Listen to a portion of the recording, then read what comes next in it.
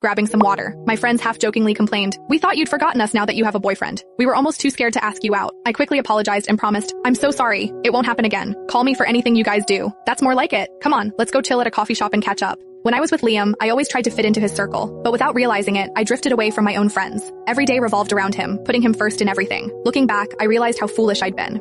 It was almost midnight by the time I got home. Pushing open the bedroom door, I saw Liam sitting on the bed. He frowned and said, "Chloe, why are you home so late? I had to order takeout for lunch and dinner. It was disgusting." I opened my closet to get some fresh clothes.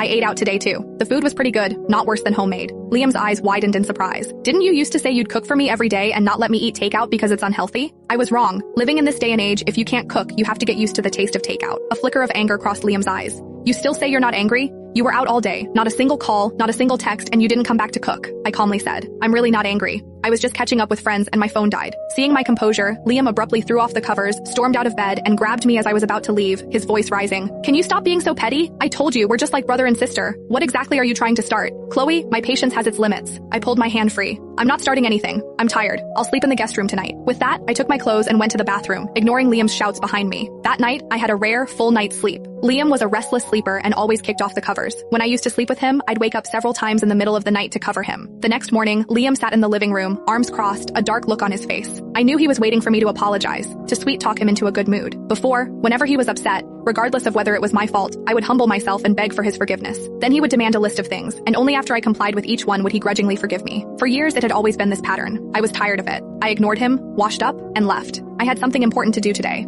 I went to the office and handed in my resignation. My manager was surprised and tried to keep me, but my decision was firm. I originally took this job to be closer to Liam, to make it easier to take care of him. But now, there was no need. Last night, I video called my parents and told them I planned to resign and move back home. I saw the surprised tears in my mom's eyes. Dad hadn't been feeling well recently, and managing the family convenience store by himself was becoming too much for him. It was my hometown, but it was actually a nice mid-sized coastal city. Liam grew up inland and couldn't stand the temperature and humidity of coastal cities. He'd always been unwilling to go back with me, which was why I'd left my parents to work and live here with him. That evening, I invited my friends for dinner and told them the news. They all thought I was right to go back. My parents' health was more important. Mid-conversation, someone suddenly asked, "What about Liam? Is he willing to go back with you?" I was silent for a moment, then gave a bitter smile. "No, we're probably going to break up soon." I used to think Liam and I could build a family here and then bring my parents to live with us later. But now, that home no longer existed. I needed to return to the home where my parents were, the home that would never abandon me. When I got home, I saw Liam wearing a white shirt, his hair perfectly styled, holding his phone, on a FaceTime call with Bella. Bella's voice came from the phone. "Liam, you look so handsome. Even in a simple white shirt, you look so stylish." Liam smiled happily, his voice laced with laughter. "Really? You always know what to say." I stood quietly, saying nothing. That white shirt was anything but simple. It cost me a month's salary to buy it for him.